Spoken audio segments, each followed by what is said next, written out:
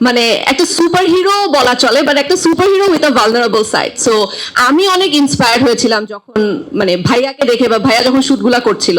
আমি সত্যি বলবো নাকি বুঝতেছি না, কিন্তু আমি অনেকটুকুই রাহি ছিলাম যখন সেট থেকে বাসায় যাচ্ছিলাম, কারণ আমি আমার হাজবেন্ডের সাথে আসলে ফাইট সিকোয়েন্স গুলো প্র্যাকটিস করতাম। বাট আমি তারপরেও একটু ইন্টারাপ্ট করব, ভাইয়া অনেক হাম্বল হচ্ছে, কিন্তু ভাইয়া অ্যাকচুয়ালি পুরো শুটিং এ যেই পরিমাণ কষ্ট করেছে বা যে পরিমাণ ডেডিকেশন দিয়েছে, আমরা তো জাস্ট একটা গ্লিমস এখানে দেখলাম। পুরো সিরিজ দেখলে আপনারা অ্যাকচুয়ালি বুঝতে পারবেন যে কতটা কষ্ট করে আসলে অপূর্ব ভাইয়া গোলাম মামুনের এই ক্যারেক্টারটা তো বুকের মধ্যে আগুনে আমরা দেখেছি, কিন্তু এখানে একদমই আসলে একটা মানে একটা সুপার হিরো বলা চলে, বাট একটা super hero with a vulnerable side. So আমি অনেক ইন্সপায়ার্ড হয়েছিলাম যখন মানে ভাইয়াকে দেখে, বা ভাইয়া যখন শুটগুলা করছিল। সো হ্যাঁ, আপনি অনেক বেশি হাম্বল হচ্ছেন।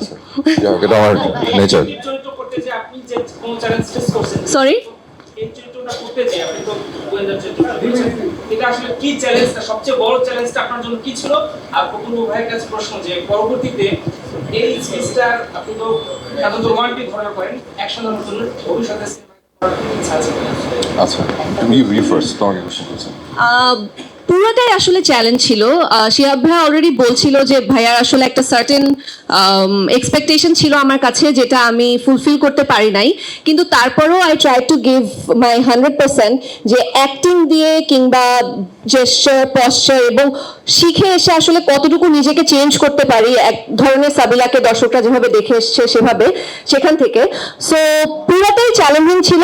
স্পেশালি মানে অ্যাকশনটা তো আমরা অনেকবারই বলেছি অ্যাকশনগুলোর কথা, যে এটা চ্যালেঞ্জিং ছিল, বাট পুরো স্টোরিটা নিজের মধ্যে ধারণ করা, ক্যারেক্টারটা নিজের মধ্যে ধারণ করা খুবই চ্যালেঞ্জিং ছিল। বাট আশা করি দর্শকদের পুরো গল্পটা ভালো লাগবে এবং আমাদের চ্যালেঞ্জটা সার্থক হবে।